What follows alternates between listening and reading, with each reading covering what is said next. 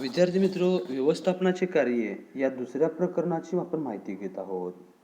व्यवस्थापन करत असताना वेगवेगळी कार्ये करावी लागतात. व्यवसाय वाढीसाठी किंवा व्यवसाय चालवण्यासाठी व्यवस्थापन करावं लागतं. म्हणजे एखाद्या कार्याची व्यवस्था करावी लागते, तरच ते कार्य एक चांगल्या पद्धतीनं, अपेक्षित पद्धतीनं पूर्ण होताना आपल्याला दिसून येतं. आणि हेच व्यवस्थापनाच्या कार्याचा वापर करून ते कार्य पूर्ततेसाठी एक व्यवस्थापक उद्योजक प्रयत्न करताना आपला दिसून येतो. व्यवस्थापन म्हणजे भाकीत करणं आणि ते भाकीत पूर्ततेसाठी वेगवेगळ्या कार्यांचा वापर करून ते कार्य पूर्ण करून घेणं म्हणजे व्यवस्थापन म्हणता येईल. तर व्यवस्थापनाच्या कार्यामध्ये नियोजन, संघटन, कर्मचारी व्यवस्थापन, निर्देशन, समन्वय व नियंत्रण या 6 कार्याचा वापर करून ते कार्य पूर्ण केलं जातं. तर नियोजन म्हणजे काय? तर एखादा ध्येय प्राप्तीसाठी, एखादा अपेक्षित उद्दिष्ट पूर्तीसाठी एखादा आराखडा तयार करणे म्हणजे नियोजन.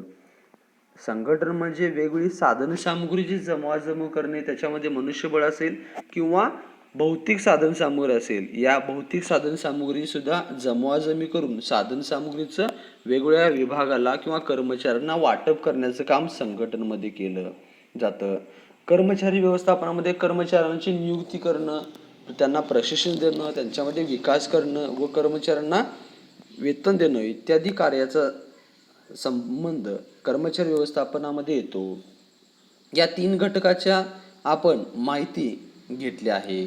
तर व्यवस्थापकाला नियोजन करावं लागतं आणि ते नियोजनाच्या माध्यमातून साधनसामुग्री, कर्मचारी व्यवस्थापन, निर्देशन, समन्वय व नियंत्रण या वेगवेगळ्या कार्याचा वापर करून ते कार्य पूर्ततेसाठी प्रयत्न केलेला आपला दिसून येतो. तर आपल्याला आता निर्देशन म्हणजे काय किंवा निर्देशनाचे महत्त्व काय याची आपण माहिती घेणार आहोत. तर बघा, व्यवस्थापकामध्ये त्या ठिकाणी निर्देशन म्हणजे एक आत्मा म्हणता येईल, त्या कार्याचा आत्मा म्हणता येईल किंवा फक्त साधन सामुग्री आहे किंवा आराखडा आहे म्हणजे कार्य पूर्ण झालं म्हणता येत नाही, किंवा कर्मचारी आहेत नियंत्रण केलं म्हणजे कार्य पूर्ण होतील असं म्हणता येत नाही. व्यवस्थापक प्रत्यक्ष कार्यावर त्या ठिकाणी प्रत्येक कर्मचाऱ्याला, येणाऱ्या प्रत्येक विभागाला ज्या त्यावेळी त्या ठिकाणी सूचना असतील, मार्गदर्शन असेल, संपर्क साधून प्रोत्साहन देतो, प्रेरणा देतो आणि ज्या पूर्वनियोजित ज्या आराखडा तयार केला आहे त्या आराखड्यानुसार कर्मचाऱ्यांच्याकडून काम करून घेण्याचं काम त्या ठिकाणी व्यवस्थापक या कर्मचाऱ्याच्या वापर करून निर्देशन या कार्याचा वापर करून त्या ठिकाणी करत असतो. म्हणजेच काय म्हणता येईल बघा, निर्देशन हा व्यवस्थापनाच्या कार्याचा आत्मा आहे असं संबोधलं जातं. कारण त्या ठिकाणी प्रत्यक्ष कार्यावर व्यवस्थापक व कर्मचाऱ्यांच्या संपर्क येऊन ते प्रत्यक्ष कार्य पूर्ततेसाठी प्रयत्न केला जातो. आणि हे कार्य करत असताना कर्मचाऱ्यांच्याकडून बऱ्याच अंशी चुका होत असतात किंवा मार्गदर्शनाची आवश्यकता असते, प्रोत्साहनाची आवश्यकता असते.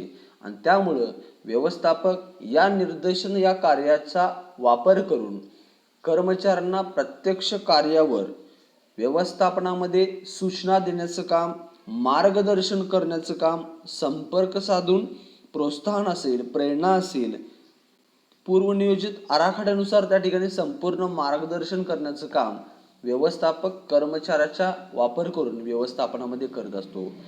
प्रत्यक्ष कार्यामध्ये कर्मचाऱ्याच्याही निर्देशनाची आवश्यकता असते. बऱ्याच अंशी कर्मचारी प्रशिक्षित असतात, पण ज्या त्यावेळी येणाऱ्या अडचणी व्यवस्थापकाचा मार्गदर्शन घेऊन किंवा सूचना घेऊन कार्य करत असतात. त्यामुळं निर्देशन हा एक महत्त्वाचा घटक म्हणून व्यवस्थापनामध्ये वापरला जातो. कारण प्रत्यक्ष कार्यावर निर्देशन हे केलं जातं आणि त्यामुळं ते कार्यपूर्ततेसाठी निर्देशनाचा वापर करून कार्यपूर्तीसाठी प्रयत्न केलेला आपला दिसून येतो. निर्देशनाच्या काही व्याख्या बघायच्या आपण. नियोजनाप्रमाणे सर्व पार पडते की नाही ते पाहण्याची आवश्यक सूचना देण्याची प्रक्रिया व तंत्रे म्हणजे निर्देशन, ही एक व्याख्या आहे. दुसरी बघा, कार्यक्षम पद्धतीने गुणवत्ता मिळवण्याची प्रक्रिया आणि धोरणे याचे स्वरूप ठरवणे आणि त्याची आखणी करणे म्हणजे निर्देशन होय. तर तिसरी बघा, व्यवस्थापनाच्या जबाबदाऱ्या पाडण्यासाठी जे स्त्री पुरुष कार्यरत असतात त्यांना मार्गदर्शन, प्रेरणा, नेतृत्व देणे म्हणजे निर्देशन होय. थोडक्यात तिन्ही व्याख्यांचा विचार केला तर व्यवस्थापनामध्ये जो आराखडा तयार केलेला आहे तो आराखडा प्रत्यक्ष कार्य करत असताना आराखड्यानुसार पूर्ण होतंय की नाही, आणि ते पूर्ण होत असताना व्यवस्थापक प्रत्यक्ष कर्मचाऱ्यांना काम करत असताना ज्या पद्धतीनं आपल्याला उत्पादनाची आवश्यकता आहे किंवा वितरणासंबंधी विक्री संदर्भात ज्या पद्धतीनं अपेक्षात आहे, ध्येय निश्चित केलेलं आहे, त्या पद्धतीने होतंय की नाही याचं निर्देशनाचा वापर करून ते कार्य पूर्ण होतंय की नाही हे पाहण्याचं काम व्यवस्थापकाला करावं लागतं.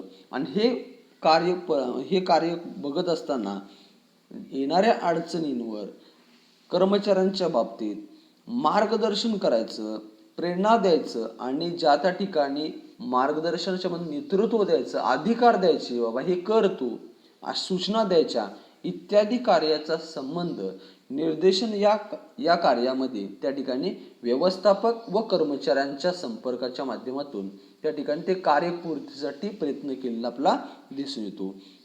थोडक्यात निर्देशन म्हणजे व्यवस्थापनासंदर्भात त्या ठिकाणी प्रत्यक्ष कार्य करून ते कार्य पूर्ण होतंय की नाही व त्या कार्यपूर्ततेसाठी कर्मचाऱ्यांना मार्गदर्शन करणं, प्रोत्साहन देणं, सूचना देणं व प्रेरणा देणं इत्यादी कार्याचा संबंध येताना आपला दिसून येतो.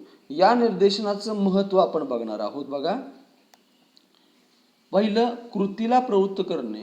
निर्देशन हे प्रत्यक्ष कार्य करत असताना करावं लागत असल्यामुळं कर्मचारी व व्यवस्थापक यांच्यामध्ये सहसंबंध येतात, संपर्क येतो. कारण चुकलं काहीतरी तर त्या ठिकाणी आपण वरिष्ठांना विचारतो, वरिष्ठ म्हणजेच व्यवस्थापक असतो. हा व्यवस्थापक त्या ठिकाणी प्रत्यक्ष कार्यावर त्या ठिकाणी कशा पद्धतीनं काम केलं पाहिजे या संदर्भात सूचना, मार्गदर्शन, प्रोत्साहन देतो आणि ते कार्य पूर्ण होण्यासाठी त्या ठिकाणी कामगारांना प्रवृत्त केलं जातं. म्हणजेच ते कार्यपूर्तीसाठी प्रयत्न केला जातो, म्हणजेच कृतीला प्रवृत्त करण्याचं काम त्या ठिकाणी केलं जातं. ह्या अशा पद्धतीनं जर चुकत असेल तर वेगळ्या पद्धतीने करा असं मार्गदर्शन करत असतो. म्हणजेच काम करून घेण्यासाठी वेगवेगळ्या सूचना, मार्गदर्शन केल्यामुळं प्रत्यक्ष कार्य पूर्तीसाठी कर्मचारी प्रयत्न करतात आणि त्यामुळं या निर्देशनाला कृतीला प्रवृत्त करण्याचं काम निर्देशनामुळे होताना आपला दिसून येतं. दुसरा घटक बघा, प्रयत्नांचे एकत्रीकरण.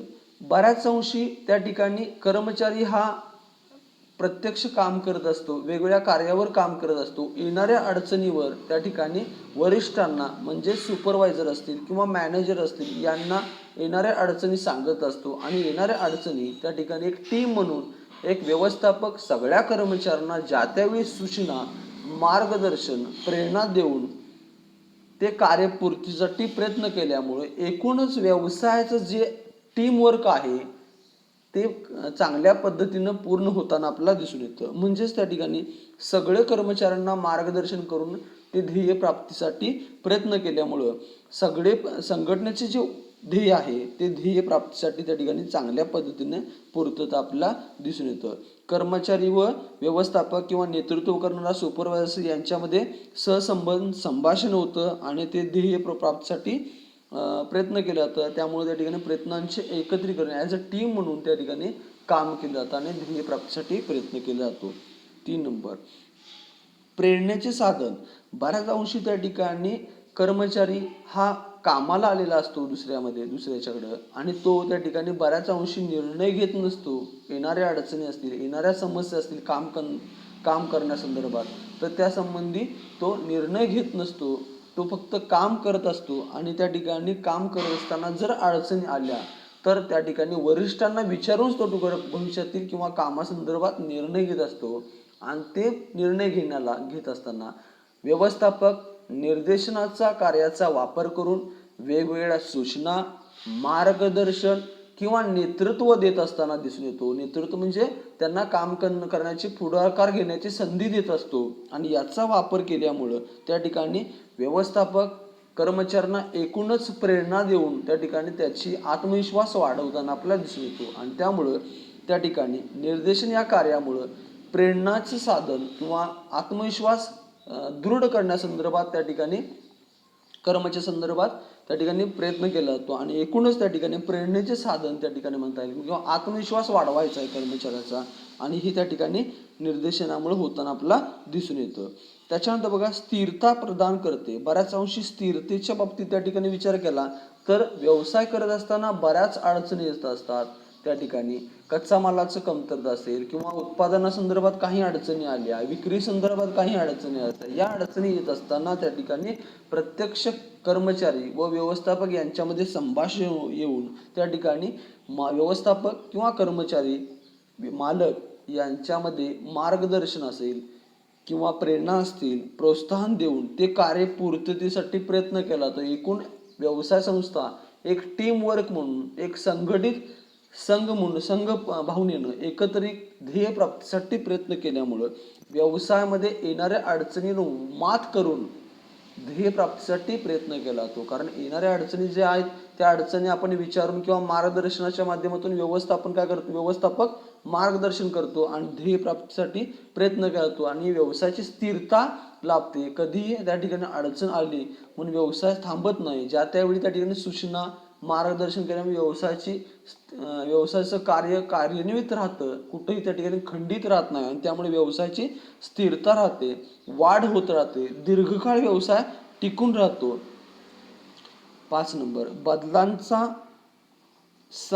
सामना करणे. बऱ्याच अंशी येणाऱ्या ज्या बदल असतील व्यवसाय संदर्भात, उत्पादनासंदर्भात काही नाविन्य येत असेल, ग्राहकांच्या गरजा वाढतात, पर्यावरणासंदर्भात काही अडचणी आल्या, राजकीय काही अस्थिरता आली, बऱ्याच अंशी समाजामध्ये अनेक समस्या येतात आणि या समस्यांवर मात करून व्यवसायामध्ये स्थिरता टिकण्यासाठी ज्यावेळी बदल येईल त्या बदलांचा त्या ठिकाणी सामना करून व्यवसायामध्ये स्थिरता ठेवण्यासाठी मार्गदर्शनाच्या माध्यमातून त्या ठिकाणी व्यवस्थापक ज्या त्यावेळी सूचना मार्गदर्शन करत असल्यामुळे येणाऱ्या अडचणीवर मात करून व्यवसायामध्ये स्थिरता राहते आणि त्या ठिकाणी जर काही बदल झाला तर तो बदल त्या ठिकाणी मान्य करून व्यवसाय कायमस्वरूपी टिकून राहताना आपला दिसून येतो. उदाहरणार्थ त्या ठिकाणी म्हणलं तर त्या ठिकाणी बघा वेगवेगळ्या वस्तू ग्राहकांच्या बाबतीत त्या ठिकाणी मागणीच्या संदर्भात वेगवेगळ्या काही बदल होतात, गरजा त्या ठिकाणी बदलत येतात, ग्राहकांच्या अपेक्षा बदलतात, समाजाची परिस्थिती बदलते. त्या बदलावर मात करून त्या ठिकाणी वेगवेगळ्या व्यवसाय टिकलं पाहिजे यासाठी प्रयत्न केलेला आपला दिसून येतो. त्याच्यानंतर बघा 6 नंबर संसाधनाचा कार्यक्षम वापर. आता कर्मचाऱ्यांना काम करत असताना येणाऱ्या अडचणी ज्या असतील त्या अडचणी ज्या त्यावेळी व्यवस्थापक मार्गदर्शन सूचना करत असल्यामुळे आणि त्यामुळे त्या ठिकाणी सूचना आणि मार्गदर्शन ज्या त्यावेळी निर्देशनाच्या कार्याचा वापर करून व्यवस्थापक सूचना ज्या त्यावेळी करत असल्यामुळे व्यवसाय खंडित होत नाही आणि खंडित थांबत नसल्यामुळं कायमस्वरूपी व्यवसाय स्थिरता राबत असल्यामुळं कायमस्वरूपी कर्मचाऱ्याला काम करावं होतं आणि काम करत असल्यामुळे जी जी साधन सामुग्री व्यवसायामध्ये आहे, मानवी साधन सामुग्री असेल किंवा भौतिक साधन सामुग्री असेल, भौतिकमध्ये यंत्रसामुग्री असेल, भांडवल असेल, तंत्रज्ञान असेल, या साधन सामुग्रीचा संपूर्ण वापर त्या ठिकाणी होताना आपल्याला दिसून येतो. कारण खंडितपणा येत नाही. व्यवसायामध्ये ज्या त्यावेळी मार्गदर्शन सूचना केल्यामुळं व्यवसाय थांबत नाही.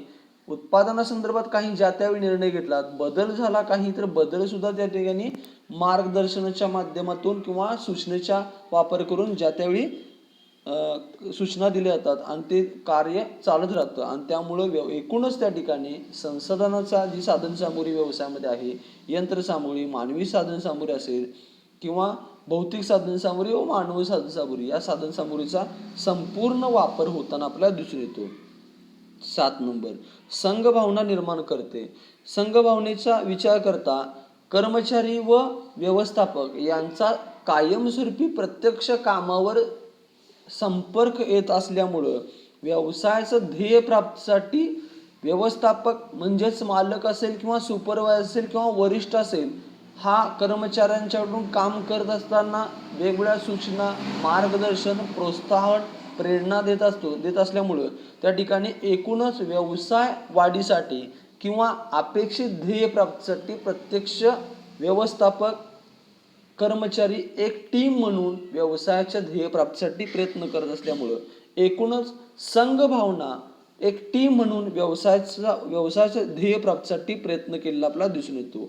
म्हणजेच व्यवसायाच्या ध्येय प्राप्तीसाठी किंवा प्रत्यक्ष काम करणारा व्यक्ती त्या ठिकाणी एकटाच नसून सगळी ॲज अ टीम किंवा सगळी एकसंघपणे ध्येय प्राप्तीसाठी प्रयत्न केलेला आपला दिसून येतो.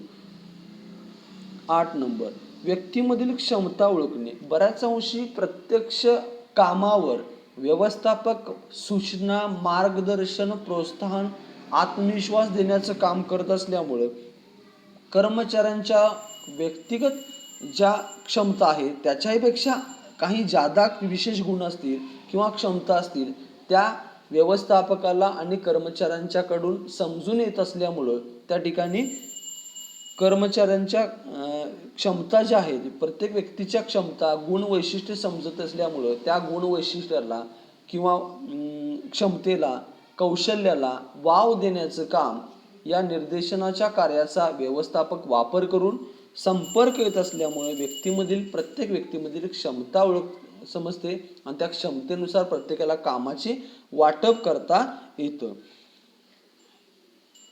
9 नंबर, कार्यक्षमतेत वाढ. आता बऱ्याच अंशी त्या ठिकाणी प्रत्यक्ष कार्यावर व्यवस्थापक मार्गदर्शन, सूचना, प्रोत्साहन देत असल्यामुळं आत्मविश्वास देत असल्यामुळं